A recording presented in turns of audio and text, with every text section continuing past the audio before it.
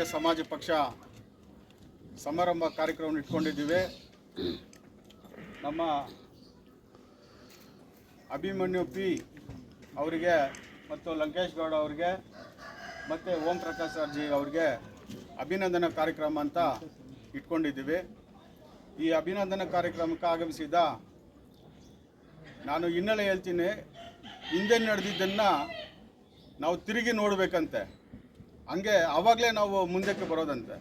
ಹಾಗೆ ನಮ್ಮ ಇಂದಿನ ಕಷ್ಟದಲ್ಲಿ ನಾವು ಒಟ್ಟೊಟ್ಟಿಗೆ ಬೆಳೆದಿರ್ತಕ್ಕಂಥ ನಮ್ಮ ಗುರುಗಳಾದಂಥ ಜಿ ಚಿಕ್ಕನಾರಾಯಣ ಅವರು ನಮ್ಮ ಗುರುಗಳು, ಮತ್ತು ನಮ್ಮ ಒಟ್ಟಿಗೆ 85ನೇ ಇಸ್ವಿಯಿಂದನೇ ನಾವು ಒಟ್ಟಿಗೆ ಬೆಳೆದಂಥ ನಮ್ಮ ಕುಮಾರಣ್ಣವರು, ನವೀನ್ ಅವರು, ನಮ್ಮ ಬಾಬು ಅವರು, ನಮ್ಮ ಮುನ್ರಾಜ್ ಅವರು, ನಮ್ಮ ನಾರಾಯಣ ಸಾಮಣ್ಣವರು, ಮತ್ತು ನಮ್ಮ ಪಿಲ್ಲಪ್ಪನವರು, ನಮ್ಮ ಯಲ್ಲಪ್ಪ ಅವರು, ಮತ್ತು ನಮ್ಮ ಮುನಿಯಂಟಪ್ಪನವರು, ರಾಮಚಂದ್ರ ಅವರು, ನಮ್ಮ ರಮಣ್ ಕುಮಾರ್ ಜಿ ಅವರು, ಎಲ್ಲ ಸಂಘಟನೆಯವರು, ಮತ್ತು ನಮ್ಮ ವೆಂಕಟೇಶನವರು, ನಮ್ಮ ಗುರು, ನಾವೆಲ್ಲ ಅವ್ರಿಗೆ ವಿಷಯ ಮುಗಿಸಿದ್ದು ಹಿಂಗೈತೆ. ಎಲ್ಲ ಮಿತ್ರ ಸಂಘಟನೆಯವರು ಸೇರಿ ಅವ್ರಿಗೆ ಒಂದು ಅಭಿನಂದನಾ ಕಾರ್ಯಕ್ರಮವನ್ನು ಮಾಡಬೇಕು, ಈ ಥರ ಆಯ್ತಂತ ಅವರೆಲ್ಲ ಬಂದಿದ್ದಕ್ಕೆ ತುಂಬ ಸಂತೋಷ. ಅವ್ರಿಗೆ ಈ ಸಂದರ್ಭದಲ್ಲಿ ನನ್ನ ಒಂದು ತುಂಬ ಸಂತೋಷದ ಮಾತುಗಳನ್ನ ಹೇಳ್ತಾ ಇದ್ದೀನಿ. ಇನ್ನೂ ಸ್ವಲ್ಪ ಸ್ನೇಹಿತರು ಬಂದಿಲ್ಲ. ಅದೇ ಅಂಬೇಡ್ಕರ್ ಅವರು ಹೇಳ್ತಾ ಇರ್ತಾರೆ, ಅವರು ಪಟ್ಟಿರ್ತಕ್ಕಂಥ ಕಷ್ಟ ಹಾದಿಗಳು ಬಂದು ತುಂಬ ಕಷ್ಟಪಟ್ಟು ನೋವನ್ನು ಅನುಭವಿಸೋರು ಬಂದಿರ್ತಾರೆ. ಹಂತಂತವಾಗಿ ಅವ್ರು ಮುಂದೆ ಬೆಳೆದು ಬಂದಿರ್ತಕ್ಕಂಥವ್ರು. ಅವ್ರು ಏನು ಮಾಡ್ತಾರೆ ಅಂದರೆ ಹಲವಾರು ಹೋರಾಟಗಳು ಮಾಡ್ಕೊಂಡು ಬರ್ತಾರೆ. ಹಲವಾರು ಹೋರಾಟಗಳು ಬಂದಿದ್ದೂ ಕೂಡ ಈ ಚೌದಾರ್ ಕೆರೆ ನೀರಿನಾಗಲಿ, ಇಲ್ಲ ದೇವಸ್ಥಾನ ಇರುವಾಗ ಕಾಲಾರಾಮ್ ದೇವಾಲಯ ಆಗಲಿ, ಇಲ್ಲ ನಮ್ಮ ಮಹಿಳೆಯರಿಗೆ ಸಮಾನತೆ ಹಕ್ಕಿಗಾಗಿ ಹೋರಾಟ ಆಗಲಿ, ಹಂತವಾಗಿ ಅವ್ರು ಹೋರಾಟ ಮಾಡ್ಕೊಂಡು ಸಕ್ಸಸ್ ಆಗಲ್ಲ. ಆದ್ರೆ ಏನಪ್ಪ ಅಂತ ಹೇಳಿದ್ರೆ, ನಾವು ಏನೇ ಹೋರಾಟ ಮಾಡಿ ಏನೇ ನಾವು ಮನೆಗೆ ಕೊಟ್ಟರು ನಾವು ಕಳ್ಳರ ಹತ್ರ ಕೊಡ್ತೀವಿ. ನಾವು ಅದೇ ರಾಜಕಾರಣಿಗಳ ಹತ್ರ ಈ ಒಂದು ಮನೆಗೆ ಹೋಗ್ತಾಯಿದೆ. ನಮಗೆ ಬೇಕಾದಂಥ ಸವಲತ್ತನ್ನು ನಾವು ಪಡ್ಕೊಳಕ್ಕಾಗಲ್ಲ. ಹಂಗಾಗಿ ನೀವಾದಂಥ ಒಂದು ಪಕ್ಷವನ್ನು ಕಟ್ಟಿ, ನೀವಾದಂಥ ಈ ರಾಜರಾಗಿ, ಈ ರಾಜನ ಆಳುವ ದೊರೆಗಳನ್ನಾಗಿ ಅಂತ ಹೇಳ್ಬಿಟ್ಟು ಬಾಬಾ ಸಾಹೇಬರ ಮೆಸೇಜ್ ಕೊಡ್ತಾರೆ. ಅವರೂ ಸಹ ಸಮಾಜ ಸಂಘ ಕಟ್ತಾರೆ, RPI ರಿಪ್ಲೈಡ್ ಸಂಘ ಕಟ್ತಾರೆ, RPI ಅಂತ ಪಾರ್ಟಿನೂ ಕಟ್ತಾರೆ. ಆ ಪಾರ್ಟಿಲಲ್ಲಿ ನಮ್ಮವ್ರು ಸ್ವಲ್ಪ ಹೋಗ್ತಾರೆ, ನಮ್ಮವ್ರನ್ನ ಅದರಲ್ಲಿ ಬೆಳೆಯಕ್ಕೆ ಬಿಡಲ್ಲ, ಕಾಣದ ಕೈಗಳನ್ನು ಮಟ್ಟ ತಡ್ತಾರೆ. ಹಾಗಾಗಿ ನಮಗೆ ಬೇರೆ ದಾರಿ ಇಲ್ಲ. ಏನು ಮಾಡಬೇಕು ನಾವು? ಅವಾಗ RSS BJP ಇದ್ದಿಲ್ಲ, ಕಾಂಗ್ರೆಸ್ ಅವ್ರು ಮಾಡಿದ್ವಿ. ಕಾಂಗ್ರೆಸ್ ಅವ್ರು ಏನು ಮಾಡ್ತಾರೆ, ನಮ್ಮನ್ನು ಬೆಲೆಗೆ ಬಿಡಲ್ಲ, ತುಳಿತಕ್ಕೆ ನಾವು ಒಳಪಡ್ತೀವಿ. ಹಾಗಾಗಿ ಈ 3ನೇ ಸಾರಿ ಕೂಡ ನಮ್ಮ ಕ್ಷೇತ್ರದಲ್ಲಿ ಕೂಡ ನಾವು ಒಟ್ಟಿಗೆ ಎಲ್ಲ ದಲಿತ ಸಂಘಟನೆಗಳು ಸೇರಿ ಕಾಂಗ್ರೆಸ್ಗೆ ಮಾಡಬಾರ್ದು ಅಂತ ಹೇಳ್ಬಿಟ್ಟೆ ನಾವು ಅಜೆಂಡಾ ಇದ್ದಿದ್ದು. ಆದರೆ ಎಲ್ಲೋ ನಮ್ಮ ಅಣ್ಣ ತಮ್ಮಂದ್ರೆ ಎಡುತ್ತಾರೆ, ಏನೋ ನಮ್ಗೆ ಏನಾದ್ರು ಒಂದು ಮಾಡ್ತಾರೆ, ನಮ್ಮ ಸಂಘಟನೆಗೆ ಏನೋ ಒಂದು ಮಾಡ್ತಾರೆ ಅಂತ ಹೇಳ್ಬಿಟ್ಟು ನಾವು ಮನದಟ್ಕೊಂಡು ಎಲ್ಲ ನಮ್ಮ ರಾಜ್ಯ ನಾಯಕರುಗಳು ಬಂದು ಈ 3ನೇ ಸಾರಿ ಈ ಸ್ಥಳೀಯ ಶಾಸಕರು, ಕಾಂಗ್ರೆಸ್ ಶಾಸಕರು, ನಾನು ಖುದ್ದಾಗಿ ನಮ್ಮ ಪತ್ರಿಕೆ ಮಾಧ್ಯಮ ಹೇಳ್ತೀನಿ, ಐ ಆಮ್ ನಾನ್ ಫೈಟರ್, ನಾನು ಒಬ್ಬ ಸಂಘಟನೆ ಹೋರಾಟ ಮುಖಂಡ. ನಾನು ಬಂದು ರಾಜಕಾರಣಿಗೆ ಗುಲಾಮಲ್ಲ. ನಾವು ಯಾವುದೇ JDS ಆಗಲಿ, BJP ಆಗಲಿ, ಕಾಂಗ್ರೆಸ್ ಆಗಲಿ ಯಾವೇ ಒಂದು ಪಕ್ಷಕ್ಕೆ ಸೀಮಿತದಲ್ಲ. ನಮ್ಮ ದಲಿತ ಸಂಘಟನೆ ನಾವೆಲ್ಲ ಒಕ್ಕೂಟದಲ್ಲಿದ್ದು, ನಮ್ಮ ಒಕ್ಕೂಟ ಸ್ವಲ್ಪ ನಾಯಕರು. ನಾನು ಹಂಗೆ ಹೇಳ್ತೀನಿ, ನಾನು ನಮ್ಮದ್ಗ ಅಂತಂತ ಹೋರಾಟ ಮಾಡಿಕೊಂಡು ಇವತ್ತು ನಮ್ಮ ಹೋರಾಟದ ನಾಯಕರು ಎಷ್ಟೋ ಜನಕ್ಕೆ ಮನೆ ಇಲ್ಲ, ಮಠ ಇಲ್ಲ. ಇವತ್ತು ನಾವು ಒಂದು ಮದುವೆ ಮಾಡ್ಬೇಕಾದ್ರೆ ಸಾಲ ಮಾಡಬೇಕು, ಒಂದು ಹಾಸ್ಪಿಟ್ಲ್ಗೆ ಹೋದರೆ ಸಾಲ ಮಾಡಬೇಕು. ಆದರೆ ಇವತ್ತಿನ ರಾಜಕಾರಣಿಗಳು ಮನೆಯಲ್ಲಿ ಏನಾದರೂ ಮದುವೆ ಆದರೆ 15 ದಿವಸ ಕಾಲ ಅವ್ರ ಮನೆಯಲ್ಲಿ ಬೆಳಗ್ಗೆ ಟಿಫನ್ನು ಊಟ ಎಲ್ಲ ಮಾಡಿ ಅವ್ರು ಮೋಜು ಮಸ್ತಿ ಆಗಿ ಮದುವೆ ಮಾಡ್ತಾರೆ ರಾಜಾರೋಷವಾಗಿ. ಎಲ್ಲಿಂದ ಬರುತ್ತೆ ಈ ದುಡ್ಡು? ಎಲ್ಲ ನಾವು ಕಟ್ತಕ್ಕಂಥ ಟ್ಯಾಕ್ಸಲ್ಲಿ ನಮ್ಮ ದುಡ್ಡಲ್ಲಿ ಅವ್ರು ಮೋಜು ಮಸ್ತಿ ಮಾಡ್ತಾ ಇದ್ದಾರೆ.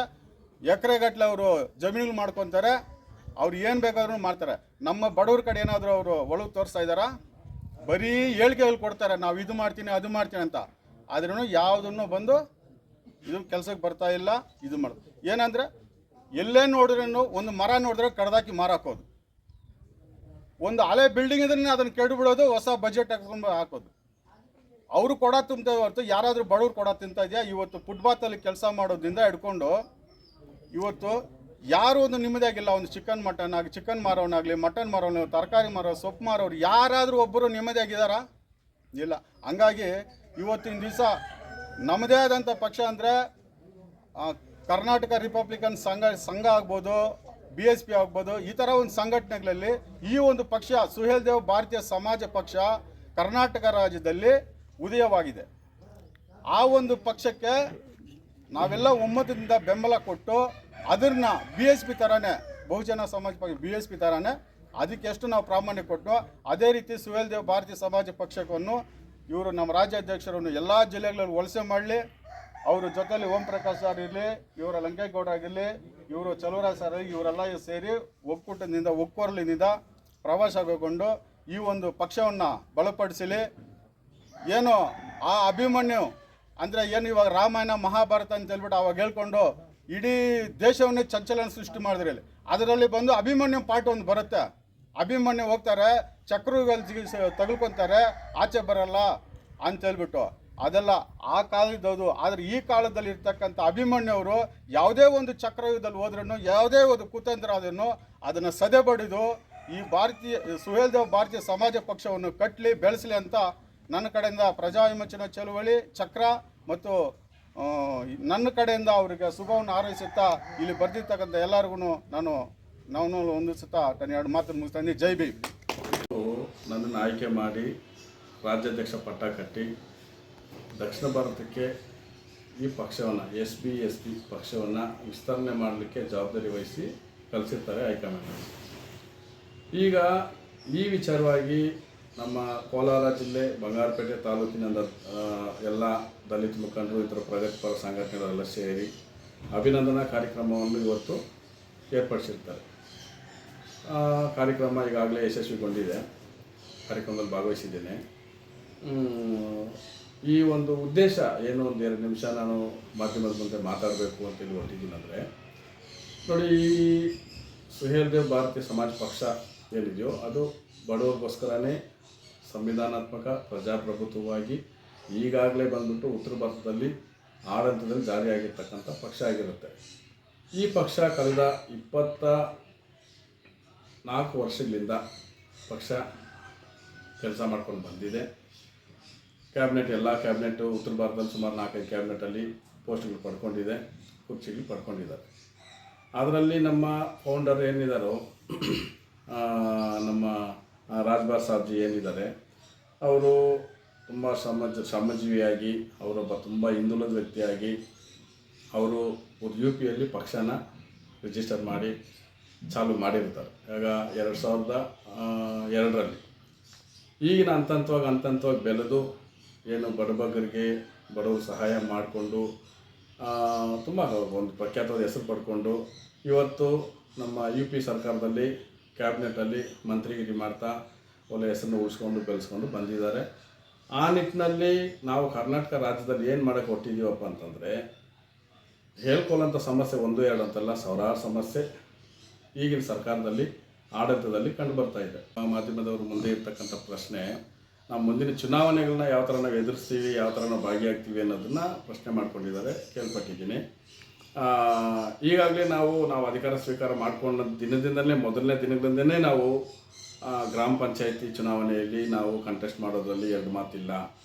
ತಾಲೂಕ್ ಪಂಚಾಯತಿ, ಜಿಲ್ಲಾ ಪಂಚಾಯತಿ, ನಗರಸಭೆ, ಪುರಸಭೆ ಎಲ್ಲ ಎಲೆಕ್ಷನ್ನಲ್ಲೂ ನಾವು ಅಭ್ಯರ್ಥಿಗಳನ್ನ ನಾವು ಭಾಗವಹಿಸಲಿಕ್ಕೆ ನಾವು B.Pharm ಕೊಟ್ಟು ಭಾಗವಹಿಸಲಿಕ್ಕೆ ಇರ್ತೀವಿ. ರಾಜ್ಯದಲ್ಲಿ ಇರ್ತಕ್ಕಂಥ 224 ಕ್ಷೇತ್ರನೂ ಸಹ ನಾವು ಭಾಗವಹಿಸೋದಕ್ಕೆ ಎಲ್ಲ ವ್ಯವಸ್ಥಿತವಾಗಿ ಎಲ್ಲ ನಾವು ಈಗ ಕಾರ್ಯಕ್ರಮಗಳು ಮುಂದುವರಿಸ್ಕೊಂಡು ತಾಲೂಕುವಾರು ಜಿಲ್ಲಾವಾರು ನಾವು ಕಾರ್ಯಕ್ರಮಗಳು ನಡೆಸ್ಕೊಂಡು ಅಭ್ಯರ್ಥಿಗಳನ್ನ ನಾವು ನಿಗದಿಪಡಿಸ್ತಾ ಇದ್ದೇವೆ. ಇದರಲ್ಲಿ ಯಾವುದೇ 2 ಮಾತು ಇಲ್ಲ, ಇನ್ನೊಂದಿಲ್ಲ. ಆದರೆ ಈ ಪ್ರಣಾಳಿಕೆ ಒಂದು ಮಾತ್ರ ಬಂದು ಈಗ ಸದ್ಯಕ್ಕೆ 1 ತಿಂಗಳವರೆಗೂ ನಾವು ಅದನ್ನು ಬಿಡುಗಡೆ ಮಾಡಲಿಕ್ಕೆ ನಾವು ಸಮಯಾವಕಾಶ ತಗೊಂಡು ನಾವು ನಿಲ್ಲಿಸಿರ್ತೀವಿ ಅಷ್ಟೇ. ಈಗ ಮುಂದಿನ ಈಗ ಈ ವಿಡಿಯೋ ದೊಡ್ಡದಾಗತ್ತೆ, ಹಾಗಾಗಿ ಮುಗಿಸೋಲ್ಲ. ದಿನಗಳಲ್ಲಿ ಏನು ಕಾರ್ಯಕ್ರಮ ಮಾಡ್ತೀವೋ ಅದನ್ನು ಪ್ರತ್ಯೇಕವಾಗಿ ಪ್ರತಿ ವಾರನೂ ಸಹ ಪ್ರತಿ ಕಾರ್ಯಕ್ರಮದಲ್ಲೂ ಸಹ ನಾವು ಮಾಧ್ಯಮ ಮಿತ್ರರೊಂದಿಗೆ ನಾವು ಹಂಚ್ಕೊಳ್ಳಿಕ್ಕೆ ನಾವು ವ್ಯವಸ್ಥೆ ಮಾಡ್ಕೊಂಡಿದ್ದೀವಿ. ಹಾಗಾಗಿ ಏನು ಕಾರ್ಯಕ್ರಮಕ್ಕೆ ಬಂದಿರತಕ್ಕಂಥ ಎಲ್ಲ ಮಾಧ್ಯಮ ಮಿತ್ರರು, ಎಲ್ಲ ಪ್ರಗತಿಪರ ಸಂಘಟನೆ ಲೀಡರ್ಗಳು ಹಾಗೂ ಭಾಗವಹಿಸಿದ ಎಲ್ಲ ಕಾರ್ಯಕರ್ತರಿಗೆ ಧನ್ಯವಾದಗಳನ್ನು ತಿಳಿಸ್ಕೊಳ್ತಾ ನನ್ನ ಮಾತುಗಳನ್ನು ಮುಗಿಸ್ಕೊಳ್ಳುತ್ತೇನೆ. ನಿರ್ಮಯ್ ಮೀಡಿಯಾ ಚಾನೆಲ್ ವೀಕ್ಷಿಸಿ, ಸಬ್ಸ್ಕ್ರೈಬ್ ಮಾಡಿ.